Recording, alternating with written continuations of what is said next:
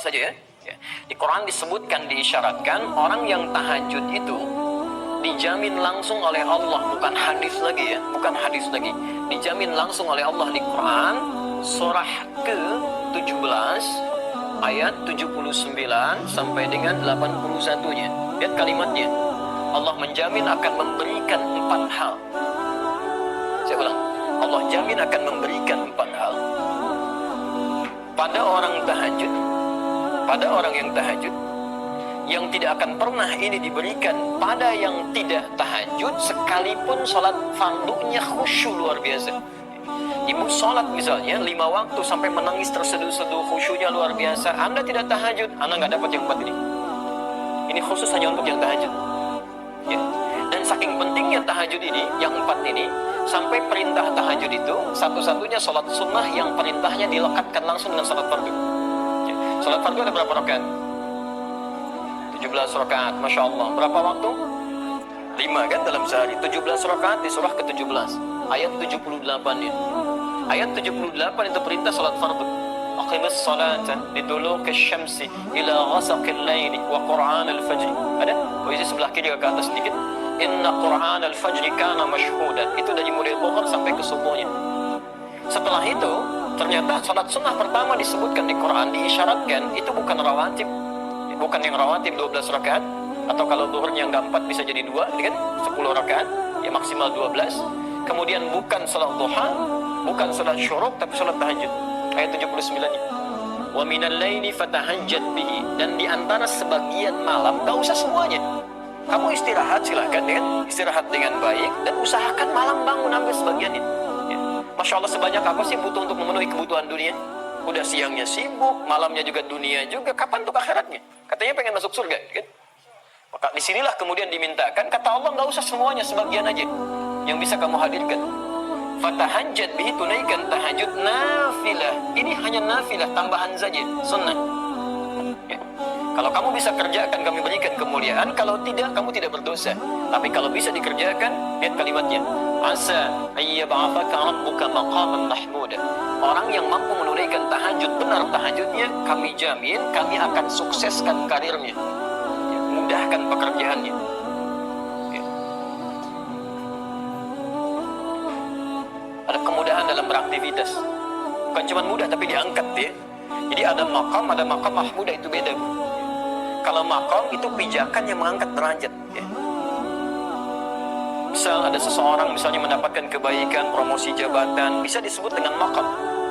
Tapi belum tentu orang bisa suka dengan itu. Mungkin ada yang iri hati, ada yang tidak sudi dengan itu. Kok bisa dia ya? Kenapa bukan yang lain? Ada. Tapi kalau seseorang terangkat naik dan orang semua paham memang dia yang pantas, dia yang layak, dia yang baik, maka maqamnya ditambah dengan kalimat mahmuda, maqam dan mahmuda. Nabi datang, ini kan ayat turun untuk membebaskan Nabi dari kepungan orang-orang Quraisy. Ya, kemudian beliau keluar dari Mekah, hijrah ke Madinah kan? Perhatikan, ketika datang ke Madinah, bukankah sudah ada pemimpin di sana? Ya, ada Abdullah bin Ubay bin Salul, ada kepala suku yang lain. Ketika datang Nabi orang baru, tidak mudah mengangkat beliau sebagai pemimpin. Mungkin ada yang tidak suka, tapi orang kebanyakan mengatakan beliau yang pantas, beliau yang baik dan sebagainya. Ya, pelan-pelan. Ya. Kemudian yang kedua, wa qur rabbi adkhilni mudkhala sidqin, akan dimudahkan urusan pekerjaannya, dibimbing mengawali aktivitasnya, dibimbing Allah. Ya, mengawali aktivitas.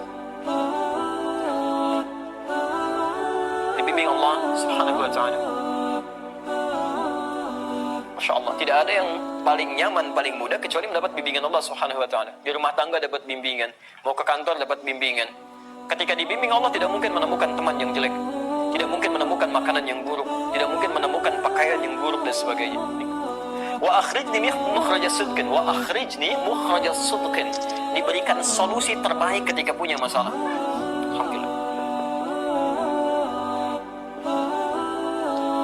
Ibu sedang jalan nih, begitu jalan kan, Masya Allah, tiba-tiba ada petugas berseragam kasih isyarat, minggir gitu ya. Baik, apa yang sudah tergambar dalam benak ibu? Baik, tilang dan sebagainya. Ini kadang-kadang orang suka keliru ya. Ya, suka keliru gitu. Kan tidak, Masya Allah, ibu jangan membayangkan sesuatu yang kurang baik dulu gitu ya. Boleh jadi beliau mau mengecek, menunaikan tugas dan sebagainya. Kadang suka salah persepsi. Datang itu untuk nanya, tiba-tiba ngeluarin SIM, ditanya enggak gitu kan. Atau yang salah kaprah mengeluarkan uang misalnya, kan tadi pernah mau isi khutbah di daerah Kuningan, Mega Kuningan. Kami duduk di depan, saya sudah gunakan jas. Samping kami teman di jamaah, ya beliau sudah agak sedikit sepuh yang bawa mobilnya. Qadarullah dihentikan oleh polisi. Ya, begitu mau sedikit langsung diminta minggir. Minggir Pak katanya. Ya, begitu sudah merapat, beliau mau mengeluarkan SIM begini. Ya, si polisinya mengatakan mau kemana B, kan? Beliau senyum melirik kepada kami. Saya kemudian langsung saya jawab, mau Jumatan Pak. Saya khutbah gitu. Oh sudah langsung aja.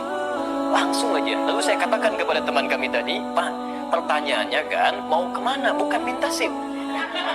Jadi kadang-kadang kita keliru dalam bersikap karena menjawab tidak sesuai dengan pertanyaan. Ibu bisa pahami nggak? Anak kita sekolah, ada pertanyaan, dijawab tidak sesuai dengan kadar pertanyaannya, salah kan? Kadang-kadang polisi belum nanya, sudah dikasih macam-macam, ya salah gitu. Ya, banyak orang baik Bu, banyak orang baik di kepolisian tuh.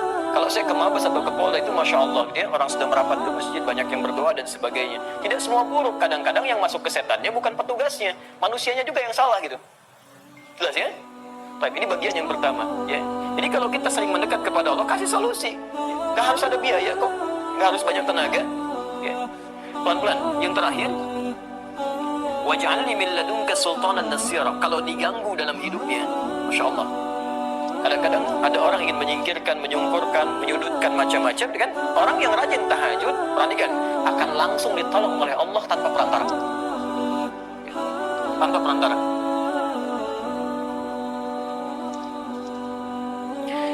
Saya agak sedikit cepat ya, karena bukan ini inti materi kita. Nah, sekarang perhatikan. Rumusnya, kalau ibu ingin menunaikan tahajud, isyarat-isyarat di fikihnya harusnya, sebelum dikerjakan tahajudnya, ini 4 ini keluarkan dulu Bu. Bu tulis, tempelkan di samping dinding tempat kita tidur itu. Begitu Anda mulai miring ke kanan dan melihat tulisan ini, gak punya rencana atau tidak terfikirkan tahajud pun, ibu malah bisa bangun. Bisa bangun kan? Ya. Coba apalagi ibu tambahkan tulisan, kamu kan kesulitan, dikasih solusi kenapa gak mau dikerjain. Ya, Nabi, Rasul, orang paling soleh tahajud sampai bengkak-bengkak. Kamu bukan Nabi, bukan Rasul, surganya belum jelas, macam-macam dan sebagainya, gak mau tahajud. Terus nuntut lagi pengen cepat selesai masalah. Ya bangun, kan? Tuliskan. Di sini ibu bisa bangun karena ada motivasi. Ya mulai persiapan, susun alarm sampai